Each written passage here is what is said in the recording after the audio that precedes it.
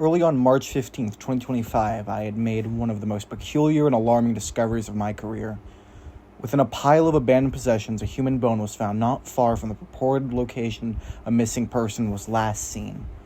Upon further investigation, not far from the first bone, more and more remains were found, all identified to be that of the missing person. Upon further investigation of the area, a weapon was found as well, an old rifle. This, however, was rather confusing, as upon the rifle, although the DNA of the missing person was found, further investigation suggested that the cause of death was blunt force trauma. Not only that, but why could no other DNA be found beyond the victim? If the weapon had been cleaned, there would, with all probability, be no DNA on it at all. And if the weapon wasn't cleaned, there should be both individuals' DNA on it. Not only that, but the condition of the body did not suggest a suicide, rather instead, a struggle. We had decided to inquire to a close family member, a brother of the missing persons, to see if we could draw details. He shared that there was an argument the day of between himself and the missing person, and that they hadn't really spoken after. When I inquired further about the argument, only vague answers such as, "You know what siblings argue over," and "her not respecting my privacy," were brought forth as reasons for the argument. This, however, led me down a rabbit hole. Upon further investigation, it was found that the brother had been delving into politically unsavory speech and meeting with individuals associated with said speech.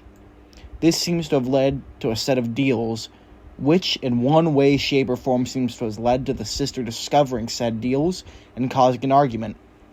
Perhaps in a sad gesture of reconciliation, or as some random, completely unexpected attack, the brother, in an attempt to preserve his own interests, made use of the forested and sparse environment to kill his own sister.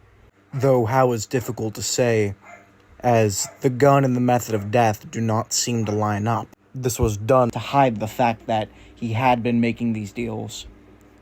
This suspicion, a wild story I had concocted from the sparse and nonsensical details that hardly made sense upon further examination, like the presence of the gun or the motivation, was only validated, however, as upon further analysis of the DNA on the gun that was found nearby, a distinction was made to the DNA on the trigger and that of the brother, to the DNA on the stock of the rifle.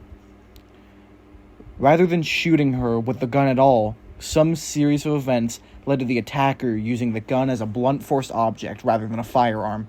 With enough DNA need to at the very least bring this case in front of a judge, I used the previously developed relationship with the brother to have one last conversation before going forward. Although I couldn't be completely confident, I simply used bravado to get my answer. "You know what I do, but I didn't call you out here for an investigation. What happened to your sister is one of the most brutal things I ever had to investigate. If anything, the investigation's already done. I mean, we found the gun right here where we stand. It's a horrible case, and it was really difficult to solve. You know, something crazy. The DNA we found on the gun was really similar to the girl's DNA. What I'm saying is that I know you did it." What a pitiful turn of events. More than anything, this showed that this path of extremism was not one to salvation, rather purely to annihilation, of two individuals and their family. Though I think the greatest pity is at the end of the day, no one will ever know what happened.